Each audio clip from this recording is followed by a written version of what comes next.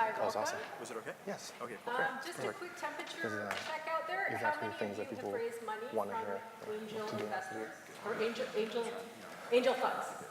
So, do you think you're gonna stay running How this thing, many or of you knowing want to you raise already have money something else from angels? cooking? Okay. How many of you don't know where to start? Okay, great. Well, with that in mind, Will, take it away. Well, it's interesting because, you know, the natural instinct is to pull up a bunch of websites of companies on Sand Hill Road and then start sending them out your pitch. Your best funding sources, especially if you're beginning, are anyone in your life that you've done a good job for, impressed. You know, they call it family and friends, but a lot of times it's friends because, you know, your family members may not have the wealth to be able to give your money to startups, but I would go down the list of everyone that I've done a good job for. My first funder was the guy that I was working for at the time I did the startup. Okay. And what do you, when you're doing your research and you do identify somebody that you think is a great fit, what is your next step? In all honesty, it helps if you come through someone they already trust, and that's where, you know, you hear the word networking and it has a lot of negative connotations, but I look at it as making friends. And so I go out and I make as many friends as I can and I try to provide value to those people. And then when it's time for me to ask for an introduction, usually if the person thinks it's a good fit, they will do it because if you're an interesting startup, it makes them look good. And so there's nothing wrong with asking people for introductions to professional funders. Yeah. And just, Christina, what role does persistence play? And can you tell us a little bit about your journey and your capital raise? Sure. So I've raised from multiple angels. I think that they all come in different ways. Something that Will mentioned that is a secret that I learned later on is that not just asking from friends and family, because I thought that was super frustrating, especially for somebody whose family is in entrepreneurship or may not understand. But what the secret I thought was when your friends actually have raised money and they're startups Yes. and they're doing okay, maybe they're also in the seed stage, maybe not later on, but they're early as well. And introducing you to their investors is a good, really solid way to make that happen. So at that point, people really need to understand that when their friends are asking them for advice, to be open also and suggest, and then if you do find a match, go for it. Because I had this other founder that was pitching me basically for me to use his service, and he was like, you know what, you really remind me of my angel that I just got. You should really just have a conversation with her. So I did, and then 2 months later, she invested in the company, and it was that easy. And I think that had I known that from the beginning, that would have been a better strategy than doing all that research. And that's kind of the persistence that you have to say, hey, I know you're my friend, like you like to drink a beer with me, but can you also introduce me to your investor? So. Okay, and what about your top tips? So I completely agree with Will. So when I started out, I didn't know anybody in Sand Hill Road. I never met a VC. The advice I got was call up your investment banker friends and pitch them, and I was like, I went to an engineering college. Don't have those friends. Yeah. And I have a lot of like kind of geeky friends like me, but I don't have any investment banker friends. I didn't go to Stanford. But what I did have is I was an engineer, so I literally made a list of everybody I knew that had money and everybody I knew who I thought might help me. And so this was a list about 40 people long, and just very systematically, every single person I invited them out to coffee. And a lot of them, as Will said, you know, they didn't necessarily give me money, but they might know somebody else, and some of them ended up customers, some of them ended up mentors, somebody else introduced me to somebody else. But I just, from that, suddenly had a much bigger network than I acknowledged. Like I coach a lot of startups about fundraising, everybody says, well, I don't know anybody who has money, and then I'm like, well, you worked at Yelp. Right. Yelp went public, or you just left Cisco. Cisco has a lot of people with money, like, so people do know more people than can help them than they sometimes realize. Yeah. And there are some cons to raising money from angels, and I think, Will, you had a great story. People are sometimes eager, and it may not go as they plan sometimes. Well, raising money can be a trap in that every time you raise the next round, then the exits available to you get higher. I mean, it's harder. And so if you really talk around and talk to people that have done things that you would go, oh, well, that person's really successful. I met a gentleman in Austin who had sold his company for $75 million, and his net out of it as the founder was $300,000. But he had raised $20 million and taken 12 years. And to raise $20 million, you make a lot of promises, and if you don't keep them, it's brutal. The same happened to the original founder of Match. He raised $10 million and he made $40,000 from it. And so it's just a very common story. If you peel back the veneer of the hype, you'll find out a lot of people don't get the exit they want. Now, you did actually have a recommendation, instead of taking money, build your customer base. Can you talk a little bit about that? The best money you can raise is from your customers. They are the cheapest source of capital anyone ever found. I mean, we raised $90,000 and cash flowed our business up to a $50 million exit, and it was all from our customers. I completely agree, and then also not only customers get you more customers. If you have 10 happy customers, they're going to tell 10 more people, and suddenly you have 100 happy customers. If you have 10 happy investors, Yeah. Investors give your company the money it needs to grow, but the real goal of any company is to have a business, not to raise money. Yeah, I think the hardest thing is balancing between them, especially because the founder is usually the best salesperson on the team. So if you're not selling, then you're raising money. And so a lot of, I guess, the mysticalness is, hey, go raise $1 million. And a lot of schools teach that, and a lot of people think that that's what I have to do in order to build this business, when in reality, you maybe need like 20,000 to start or 50,000, and then you can build up from there. But the hype of saying, oh, I need at least, because when you do your calculations, you say, yeah, I do need $1 million in order to get this business off the ground. But in reality, that's not going to happen for you. So I think it's balancing your time and knowing when to be selling, and then when you need money, go for it. But at the same time, it's never going to be an ideal scenario. You're never going to have as much as you want, or as much as you feel like you need. And Christina, you told me a little bit about this crazy journey you've had raising money. Can you talk a little bit about that and where you started and how your strategy progressed? Sure. So I started off, I graduated from my master's, and I had been through the incubator route. And so that's what I was just mentioning when they say, okay, go now to these seed stage firms, go pitch your idea, bring your pitch deck, bring your passion. And then you go start them, and you're like, realize you're up to number 40, and you're like, okay, well, I just have like this idea. And then you're talking to like, not like creme de la creme, but like big people. And so then you realize, okay, well, maybe I shouldn't do that. So then you go to high profile angels. And then you realize, okay, maybe I'm also too little for that. So then you find people kind of in the middle that can help you, that believe in you. And then that's where that happy medium is. So if you can avoid the whole like show or the flashing, I call them the flashing lights, like don't look at the flashing lights. Then you'll be able to kind of move ahead faster. And that's where the majority of my friends have failed, spending time doing that in the beginning. But really, it takes a spreadsheet, and you just have to keep going. And I just finished 500 startups in February. And so they're like, get to number 100. And so I was like at number 50, and I'm like I drafted so many emails to like them being like, help, I'm at 50, like what should I do? And then I was like, no, it's okay. So they're like, just get to 100. So at like 87, things started to change. You get a check-in or somebody that said maybe comes back, and then you're able to gather it. But in total, there are hundreds of conversations that you have, and you need a spreadsheet. You need to be able to track everybody and refer back, because it's a marathon. Like, it takes a long time, and that person might be relevant a year from now. So what's most interesting to me is, how do you keep going when you want to cry every single day after pitching that many times? Well, what helped me is, so the same time I started my company, I also was training for a 100-mile run. So, they kind of went together, like stuff would happen, I would go running, I would think about how to improve my pitch.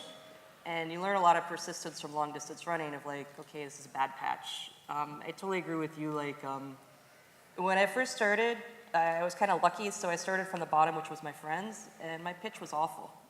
But my friends would tell me this. Like, Right. literally, my friend is like, that's the worst pitch I've ever heard. Or like, like another quote I got was, you just vomited on with words. But I was really happy I did this with my friends who could be honest rather than say Mark Cuban, you know. So you just have to have the belief that if you keep doing something, you'll get better. And you do. And how do you handle the rejection? I had a spreadsheet, and when I got a no, I would put that person at the bottom of the spreadsheet and gray. Spreadsheet anger. No, and quite honestly, I never took it personally. Like, some people who said no, like, turned out to refer me other business, refer me another investor, like, to not take it personally. Like, you're asking people for money, Yeah, no's not a terrible, and, you know, but it's just, sometimes it's a not right now. And sometimes it's I can help you in many other ways. Like, somebody who told me no turned out to be an incredible reference for other people and helped me actually land other investments. And Christina, what about the role that being in 500 startups, how did that help you raise capital, and would you recommend that route to the audience? I think if you're in need of validation or you need a stamp to say like, I'm cool, like I'm great and I got into 500 startups then, or YC or whatever, then that incubator route is really good for you, especially for people that don't have the traditional sources of capital or networks to reach out to. So I would say that is always, if you're feeling like nervous, I would say keep trying to get into one of the top 5 or whatever that you can, just because of the support, the community, and the other friends, right? Like I mentioned, one of my friends introduced me to his angel, and that was because I was living amongst, you know, this ecosystem. It's more, that's what you'll get, and so you can't expect, you know, validation immediately from just getting into 500 startups. Same thing with going to an Ivy League school, like no one really cares, like good for you, but then after that you still have to prove yourself, so. Yeah. And you are making the decisions regarding who to invest in. Tell me about that. How do you decide what looks good to you? well, it's really hard because, you know, in this business, unless you have a massive ego, you quickly realize you're wrong most of the time. It's a stack ranking process, and I think that's the biggest misnomer first-time entrepreneurs have, is when you come in and pitch, you're not pitching against your competitors in the deck. It's the 40 people I saw before you and the 40 people I'll see after you. And I'm just going, gosh, out of those 80 human beings, which one, because I can only do one, you know, can I take a bet on? I sat next to an A-round VC, and I said, well, how many pitches do you see a year?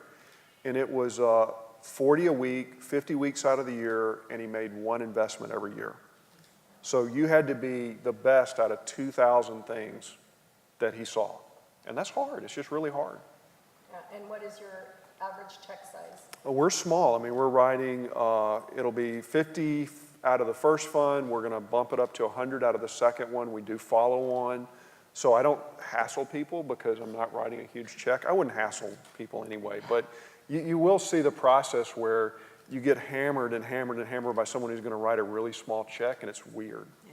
But it's just part of it. Yeah, if somebody's asking you for ridiculous projections and you're spending 2 months making them because you're obviously not an investment banker, like investment bankers aren't that creative probably, and don't start companies that often, but that takes up way much of your time, and usually like that person will never invest, right? Or the smallest check you get. Yeah, for so the do you most learn that hassle. the hard way too? You're like, okay, well, you want to impress them, but at the same time, if somebody knows how to invest at that early stage, they know that 5-year projection, is that right?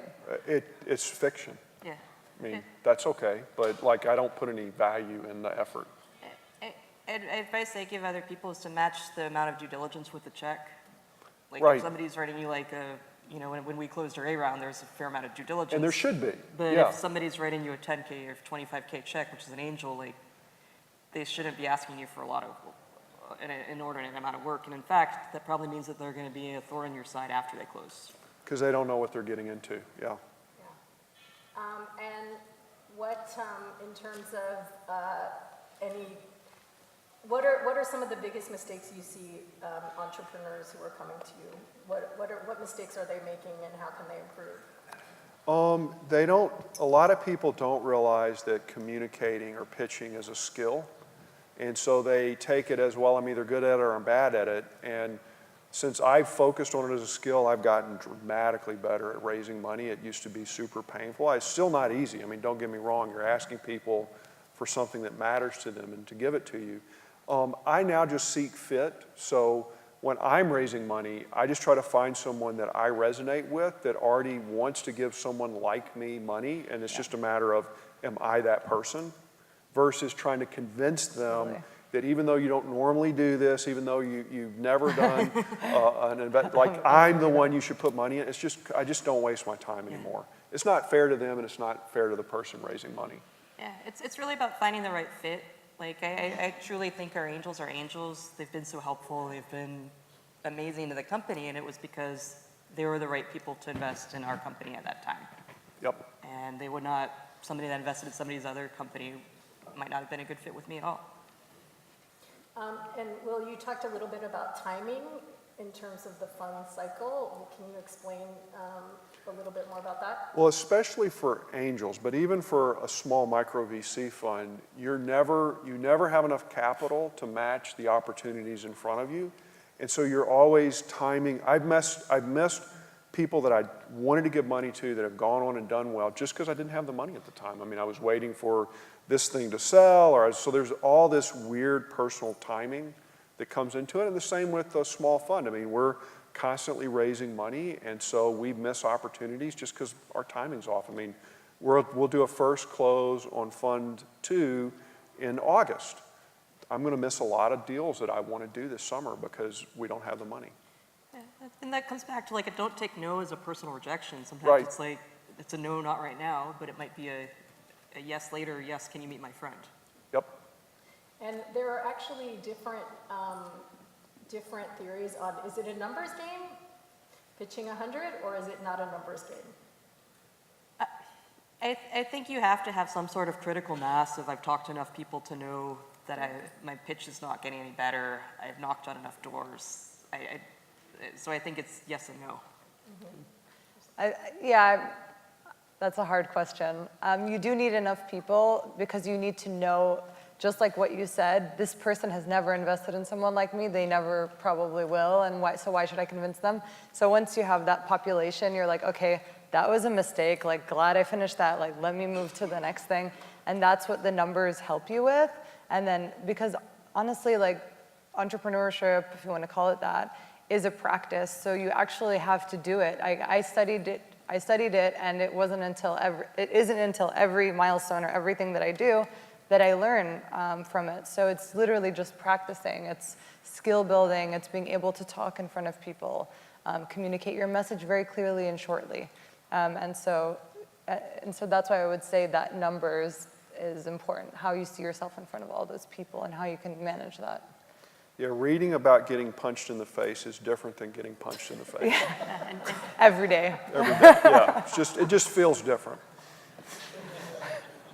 And what do you think the most important skill that a founder needs to have when they're actually pitching? There's so many skills. There's resilience, there's enthusiasm, there's confidence, just being willing to take a chance to your company.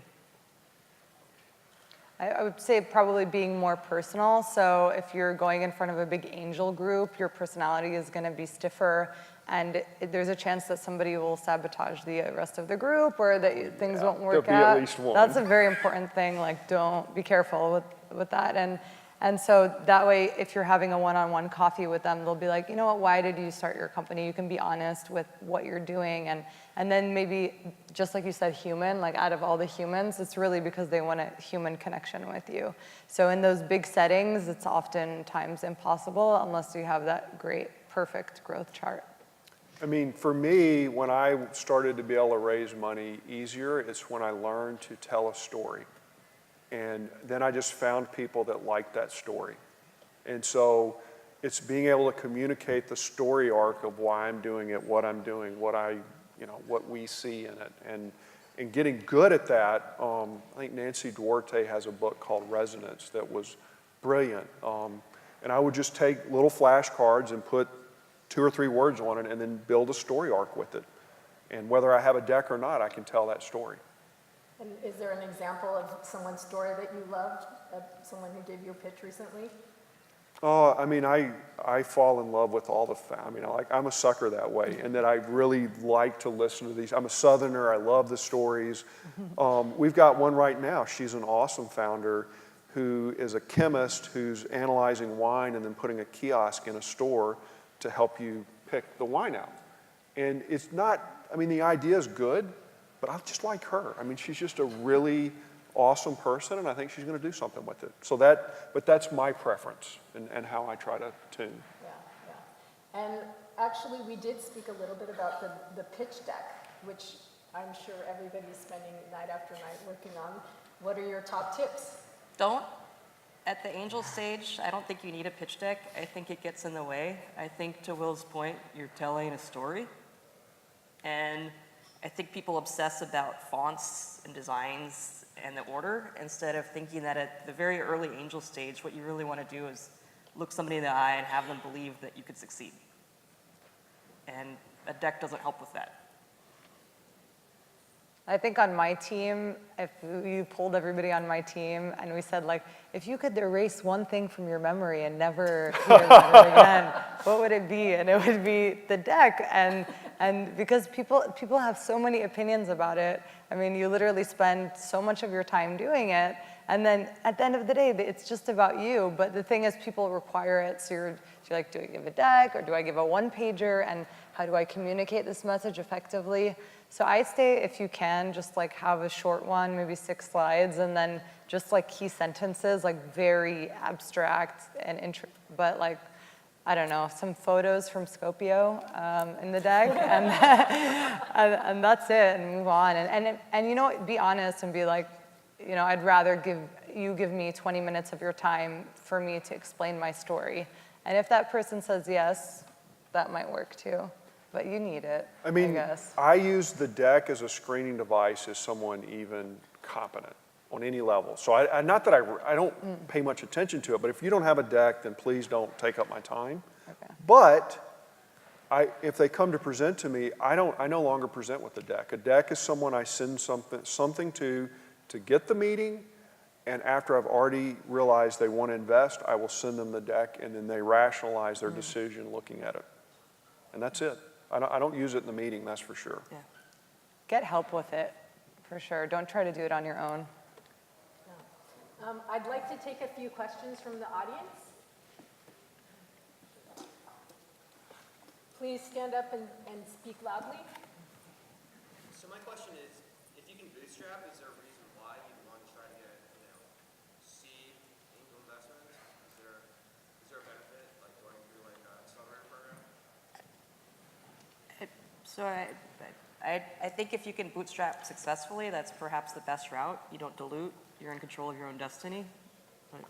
Only if the idea requires you to get capital to compete. If you're in a network effect business like eBay, I had the number 2 auction site behind eBay, and that was a really shitty place to be. And so there's some businesses that require it. I prefer businesses that don't personally. But at the end of the day, you have to kind of map out your outcome strategy and go, well, does taking the capital give me a higher chance of getting my outcome from the business? And that outcome's personal, so I can't tell you for you what it is. Hello? Yep. Okay. In the back. Yeah, thank you. So I'm curious what you guys think about these people that come to you as official networkers, and they either ask for some money from you or for some stuff from you, probably a mix of both, and they promise you that they're going to open, thousands of contacts with you or investors. Thank you. I have a mic. So- I don't know if it works. So as an investor, as founders, what do you guys think about those people? That is one of my pet peeves, because let's start with number 1, it's illegal. You need a broker-dealer license to make money from raising money. And so most of the people that are doing that try to do it under the table. And number 2, it's just bullshit, but that's just me. I agree. I think there was someone over here.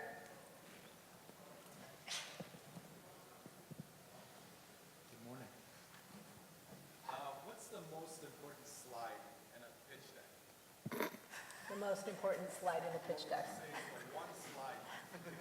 The one slide. There isn't. There Yeah, is- there it's- can't be. it's the It's, most- it's an arc. But the most important slide is you, the founder. Like, Yeah, it's just, I mean, there's things that are required, but there's not one, there's no magic slide that everyone then just goes, oh, here, take my money. It's the story. Here, right to over if you, oh, okay. Oh, over here, okay. Yes. Sorry, we can't see too well up here. Hi. I traveled up here from LA, and I have a frustration as a founder. I've been bootstrapping my startup and have learned a lot. One of the things I'm frustrated about as a female co-founder or founder is that I get sent all these invitations to come to this mixer, and you just pay a certain amount, and we'll introduce you to angels. And I just thought it was a bunch of BS. And I think it's a scam. And can you shed light on that? Yeah, you guys. I don't get actually those just wrote, emails. I had an Alley Watch interview and I talked about that too. If you have to pay for things, it's sometimes hard to make those decisions. Usually try to say, just be an attendee, But usually stay away from like things that charge you, right? Pay to play, yeah, that's what I call it. Yeah. It's really, I feel like it's taking advantage. It's like going to a trailer park and selling, Especially to, cancer like, insurance or something. It's just like, you're just taking advantage of vulnerable people. Yeah, well, I knew people that did that. It's terrible, I agree. Not a business. You don't even need to fund. respond to Not the a email, business. just like drop it and move on. We have time for one more question. So I have a question. It has to do with being a first-time entrepreneur. I know it's easier to invest if you've proven yourself and you already have a startup and you made money and did it. And so they're more likely to get funding. So what advice do you have as a first-timer making the rounds? How do you get over that hurdle? Or what can you do when you're going to look for money to say, hey, I can do this? What can I put in there? Because that's my biggest hurdle because I am an underwriter. yeah, so I was a first-time founder, and I really liked Will's advice about ask people you worked for. So our first angels were my old bosses because I'd made the millions of dollars at prior jobs. I'd started business units. I'd increased revenue, and they were like, okay, we saw you do this successfully for us. Take my money to go do it on your own. I'm a first-time founder, so I'm going through that now. And I think it's just keeping your ears peeled, learning as much as you can, speaking to people that have done it, building relationships, knowing that it takes time. It's not something that people are going to give you validation for right away. The easiest thing to do is to learn every possible scrap of information about the business you're launching and the industry you're in, and to know it frontwards and backwards, all data. Because that's a way you can demonstrate competence. And it comes out. If you're ignorant about what you're going into, it shows. And that's all we have time for. What a great panel. I'd like to thank you for coming today and sharing your insights. Thank you.